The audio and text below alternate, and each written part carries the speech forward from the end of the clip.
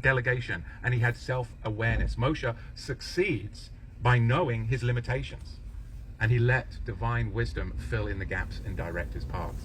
So this is really like liminal space theology here, where Yahweh leads through the midbar, the wilderness, where the Logos and the law, the Torah, are forged. Now, it's interesting, no way, in the Hebrew, ein derek, it signifies the death of human agency, meaning that opened the door for supernatural reliance.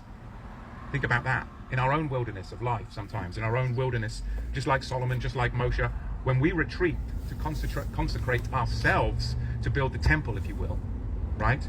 Meaning there is a void before manifestation.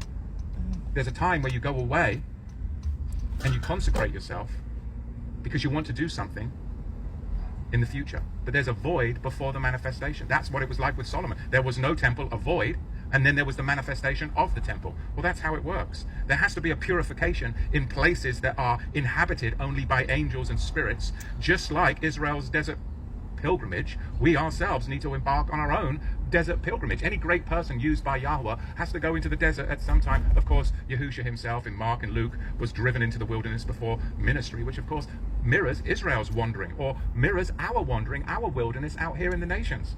In John chapter 14 verse 6 it is written, I am the way. Well, if Yahushua is the way, then doesn't that also address the no way? Meaning, like, sometimes when you go onto the freeway and it says that, this is not an exit, or this is, wrong way, it's a big sign, wrong way. If Yahushua is the way, then what is the no way? The no way is the derek of void. Relying upon yourself, that is not the way. The way is, of course, Yahushua. He is the way. We've got to get out of our comfort zone. And sometimes a life shake-up will do just that.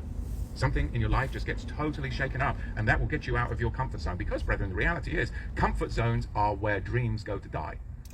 You get so comfortable, then you don't dream. We got to keep dreaming. We got to get stretched, and we got to get outside of our comfort zones. Israel had to leave Egypt, which was comfort. Yes, it was slavery, but they had to leave to go find freedom in the wilderness, which was a challenge, but it also brought an opportunity. Does that make sense? Yes. So if you're not willing to move through discomfort, you'll never pitch your tent in a future promised land that is waiting for you of divine blessing. Look at verse 3. They stood against their enemies and were avenged of their adversaries. So divine justice here comes into play through wisdom. And like I keep on saying, it isn't passive. Standing, nitzavim, it means to take a covenantal stand, like strength. Just like in Daniel chapter 12, verse 1, where Michael, the archangel, was of course standing, nitzavim, for Israel. So the avenging here, where it says it avenged for their adversaries, the avenging here isn't arbitrary, but it's actually equitable. It's restoring the balance. It's restoring the balance. You see, the heavenly melachim, angels, can be called upon to defend or bind enemies. Not out of revenge, but to maintain divine order and balance. It's really a mirroring or a reflection of divine justice. Because as the righteous, the Zadik, the Malki Tzedek, we are to invoke justice through authority, not through chaos. That's how the wicked work. The righteous invokes justice through authority, not through chaos. Romans chapter 12, verse 19. Vengeance is mine, saith Yahweh. 2 Thessalonians chapter 1, verse 6. It is just for Elohim to repay with affliction those who afflict you. So the best revenge, what's the best revenge that you can have on your enemies, brethren? Your success. The best revenge is success. Keep on striving for betterment, for success. That's the best revenge that you can have on your enemies. That's right. True vengeance in wisdom is a measured triumph. Now is when we rise above our enemies through discipline and dominance. Not anger, not bitterness, but discipline and dominance. Israel was avenged by rising into identity and inheritance. And that's exactly what we should do.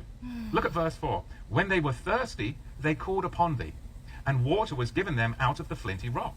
And their thirst was quenched out of the hard stone. The flinty rock, the Hebrew word there is tsur. And of course, it's Mashiach's in messianic in typology, or typology here, I should say.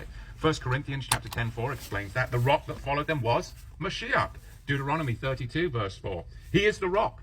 He is the work that is perfect, right? That's of course, the typology. So out of this hard place, this rock, comes what? Living water.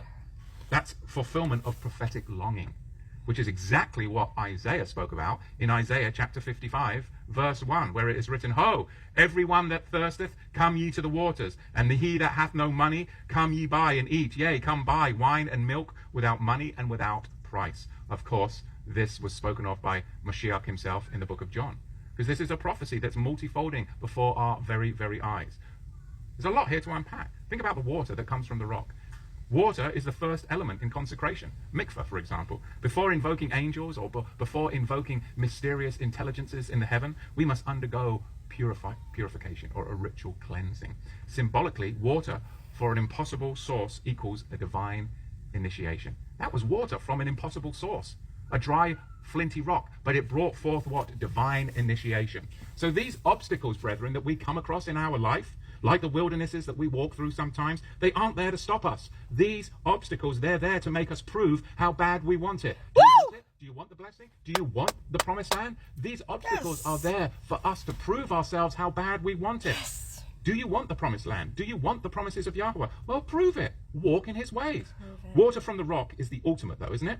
It's getting life from what the world says is dead. And that's the faith of the believer. Oh, there's nothing. Those dead books, that old dead book, it's thousands of years old. Well, we get life from what the world says is dead. Yes. And that, brethren, is called resourcefulness. We've got to be resourceful as believers. A core principle of believing is being resourceful if we want to make successes out of scarcity. That's what believers do. We can turn anything around in him. We make successes out of scarcity. Look at verse 5. For by what things their enemies were punished, by the same they in their need were benefited. For instead of a fountain of a perpetual running river troubled with foul blood, for a manifest reproof of that commandment, whereby the infants were slain, thou gavest unto them abundance of water by a means which they hoped not for, declaring by that thirst then how thou hadst punished their adversaries. This, brethren, is Hebraic equity theology. Hebraic equity theology. This is, in the Hebrew phrase, which camera am I looking at? This one, right? No, this one? Oh, this one. Okay, sorry. Lost you there. Hebraic equity theology, or the Hebrew term is midah keneged midah, measure for measure, how it's meted out. So think about this. The Egyptians suffered plague through water, didn't they? Blood. Israel drank the blessing through water, the rock. What is that? That's divine symmetry. It's both poetic and judicial. That's called in the Hebrew midah keneg midah, measure for measure, or what I call Hebraic equity theology. It's perfect. It's really a mystical reversal. The same elements, for example, water, can bind or bless depending on its invocation. The prophet calls forth dual-natured forces for destruction or courage. What's it going to be? Romans chapter 8, verse 28. All things, all means all things work together for good for those who love Elohim. Even the enemy's tools become blessings in divine economy. Yes! I choose to turn every loss into a lesson. How about you? We've only got so many days here numbered on this earth. And you're going to have losses. But choose to turn every loss into a lesson. They're building blocks. Your failures are your building blocks for your successes, if you're willing to stand on your failures. It's okay to fail, because that means you tried. I mean, it's really like spiritual jiu-jitsu, brethren. We use the enemy's weight against them. That's what we do. We let hardship become a harvest in our lives. That's what we do. We do spiritual jiu-jitsu on the enemy. We use their weight against them, and hardships become a harvest in our lives. Look at verses 6 through 8. Oh, isn't that the Instead truth? of a fountain, thou gavest unto them abundance of water, declaring by that thirst how thou hadst punished their adversaries. This is both punitive and instructive, isn't it? Thirst is both physical lack and a spiritual need. The same element, water, that killed infants, the Nile blood, now sustains life in the desert water. I mean, this is equitable justice, isn't it? You can see it. John chapter 4, verse 13, whoever drinks of the water, that I shall give him, will never thirst. John chapter 7, verse 38, out of his belly shall flow rivers of living water. That's equitable justice. Water is used to cleanse. It's used to empower. It's used to divide, symbolizing what? Both death and resurrection. I mean, think on this for a second. You get to choose how you react to things in this life. You either let it harden you or you let it hone you. Rise. They're just choices. It's how you react. Rise. I choose to let it hone me. Yes. Yahweh let Israel taste thirst. But that wasn't to destroy Israel, was it? But it was to deepen their desire. He let them thirst to deepen their desire. Thirst is holy when it leads to a divine supply. Yes. So your lack can lead to a divine supply if you are on the right path of the righteous.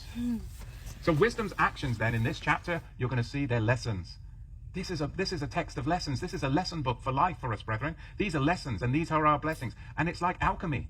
It really is. Hardship,